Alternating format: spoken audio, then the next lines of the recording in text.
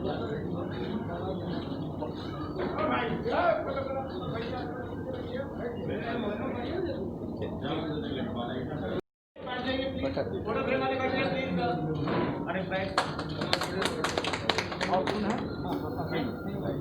नाम है आपका? ऐसा नहीं था कि उनकी हालत बिगड़ रही थी, वो ठीक हो रहे थे और डॉक्टरों ने बोला था कि आपको अस्पताल से हम लोग छुट्टी दे देंगे 1-2 दिनों में, लेकिन लंग के फंगल इन्फेक्शन की वजह से उनकी स्थिति बिगड़ी और अचानक ही उनकी स्थिति बहुत खराब हो गई।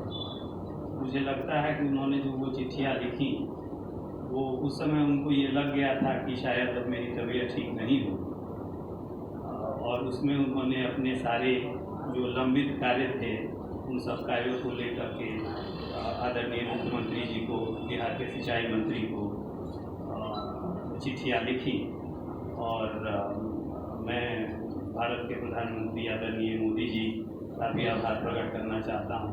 उन्होंने अपने कार्यक्रम को रोक करके बीच में उनको श्रद्धांजलि दी और साथ में बिहार के मुख्यमंत्री से आग्रह भी किया कि हम लोग मिलजुल करके इस कार्य को ख़त्म करने की पूरी कोशिश करेंगे।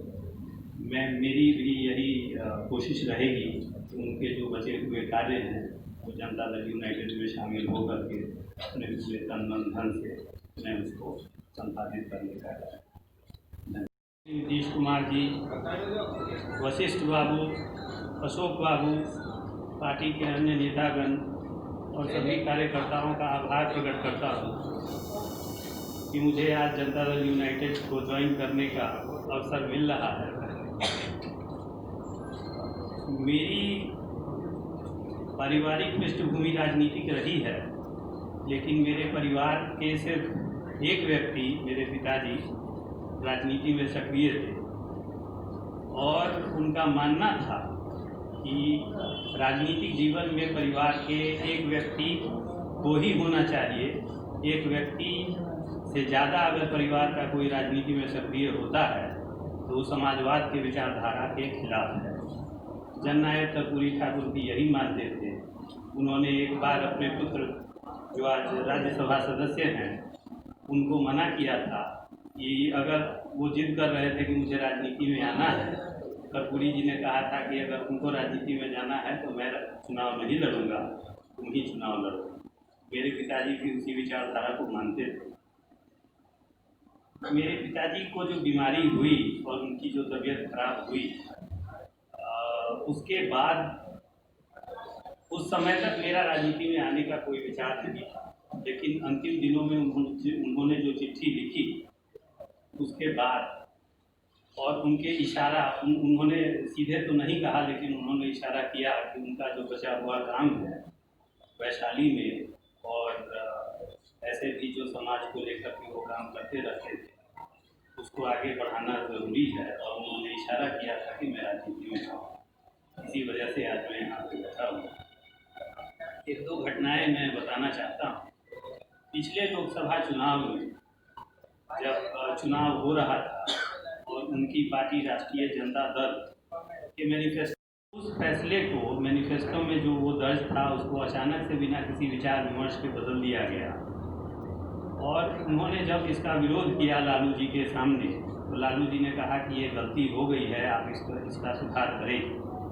और उसी का सुधार करने के लिए उन्होंने एक प्रेस कॉन्फ्रेंस बुलाई और उन्होंने कहा कि नहीं, ये गलती हो गई है, गलती का हम लोग सुधार करेंगे और राष्ट्रीय जनता दल गरीब सवर्ण आरक्षण की हिमायती रही है और आगे भी रहेगी। उनकी इस बात को पार्टी के निचले अनेक पदाधिकारियों ने और लालू जी के परिवार के लोगों ने बार बार काटा। इससे उनको बहुत पीड़ा हुई और उनको बहुत लगा कि मेरी उपेक्षा की जा रही है। उसके बाद भी बहुत सारी अनेक घटनाएं हुई। जब वो कोरोना से पीड़ित थे, एम्स में थे, उस समय उन्होंने अपना इस्तीफ़ा कुछ इश्यूज़ को लेकर के दिया था कि पार्टी में सीटों की बंदरबाट हो रही है, पार्टी में टिकटों की खरीद बिक्री होती है, राज्यसभा की सीट हो या विधान परिषद की सीट हो, पार्टी में आपराधिक छवि के लोगों को लाया जाता है चुनाव में फ़ायदे के लिए। सिद्धांतों को दराज में रख दिया जाता है। कोई सुनने वाला नहीं है। उन्होंने बार बार चिट्ठियाँ भी लिखी, उन चिट्ठियों पर भी कोई एक्शन नहीं हो रहा है। और उसके बाद जब वो यहाँ से दोबारा दिल्ली एम्स में गए, वहाँ पे उनसे बातचीत के क्रम में हम लोगों को लगा और उनके बाकी समर्थकों को भी लगा कि वो पार्टी से उब चुके हैं और पार्टी छोड़ना चाहते हैं। लेकिन अंतिम समय में उनकी बातों से हम लोगों को ये फील हुआ कि वो पार्टी नहीं छोड़ना चाहते हैं, लेकिन राजनीति ही छोड़ने के, संसदीय राजनीति छोड़ने के पक्षधर हैं। उनका कहना था कि इसके बाद मैं एक लाठी लूँगा, सिर पे गमछा बांधूंगा और विचार करने निकल जाऊंगा, समाज सुधार करने निकल जाऊंगा। इस तरह के उनके विचार थे। उनकी जो मृत्यु हुई वो आकस्मिक